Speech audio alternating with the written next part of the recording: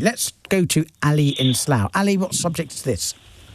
Oh, hi, Daniel. I hope you're well. Long-time listener, first-time caller. Well, welcome, Ali. Are you playing Legal Hour Bingo tonight? Are you calling in with a... Yeah, I'll be listening, yeah.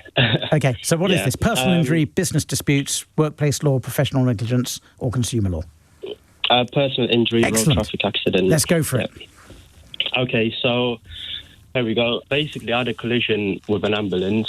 I was turning left and the ambulance undertook me on the left side. Basically, I had a passenger in the front seat with me. The car's been right off. And now, insurance company is putting a fault on my head. So I just want to know what are my rights and what can I do to basically dispute that with them. Was anybody hurt, Ali? Yeah, I had a passenger. The passenger was hurt. The passenger was hurt, OK. Explain to me the road layout. Was the left-hand lane, which the ambulance was coming up in, was that a bus lane or an emergency lane? Yeah, it was a bus lane, but there was 2 buses already parked on that bus lane, so there was no way for the ambulance to basically go through that. There was a left turn. The ambulance must have thought that they can squeeze through that left little bit of space. OK, so you were coming up in the second lane, the second offside lane? Potentially, yeah. When you say potentially, either you were or you weren't. Which lane were you in? No, I was, yeah. I was. OK. And so you passed 2 buses. Were they stationary buses, did you say? Yes, they were, In distance terms, what was the gap between the front of the foremost bus and the road into which you were going to turn left? Was it 10 metres, 100 metres? I think it would have been like 10 metres because there wasn't much of a distance between the bus and the junction that you're referring to. Were you indicating left, Ali? I was, yeah, I was. And so the ambulance was directly behind you and then slipped into your left? Yeah, correct. So ambulance had no sirens on, and I believe they had a patient as well that they were probably taking to a hospital or, I don't know, probably home. But they had no sirens on. They didn't give me no notice. No sirens, no flashing beacons either? Not at all. Not even a beep. Yeah. OK. Well, if that's the case, if they've undertaken you, and I'm assuming that if it was a bus lane, it would be turning into a left-hand slip road for the last 50 or so yards? So you could turn So you could go into it to turn left, is that right? Yeah. So I was turning left into that same road. Yes. They saw that, yeah. So you were trying to move into the left lane, ready to turn left into the left-hand road, or were you actually making your turn into the road?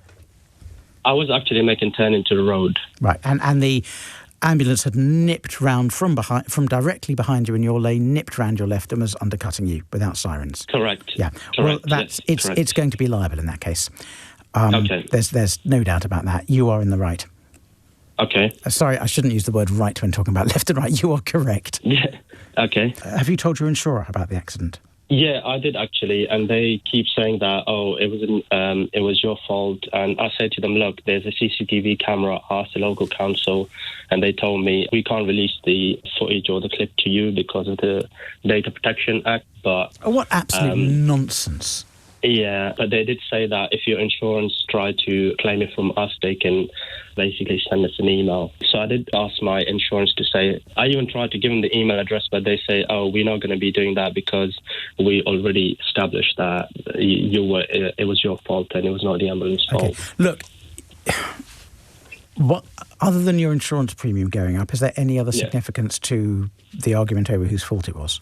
Well, I mean, that's what I'm trying to understand. Like, I mean, there was no sirens. I was not aware of, Why do your insurers say it's your fault? What do they say you did wrong? Because they said, is the ambulance right to go in the bus lane? And I said, well, how can they go in a bus lane where there was already 2 buses already stationed at the 2 bus stop, and the only gap that they saw is that they can probably potentially go through You're correct here. It's really difficult, though, when your insurance company isn't supporting you to do something about that. Hence why I asked them to review the footage. Yeah, here's what I'd do. I would complain to the insurance ombudsman, the financial ombudsman, Ali, and they will be able to take another look at the file, or ask for it to be reviewed internally, ask for somebody else to look at the file.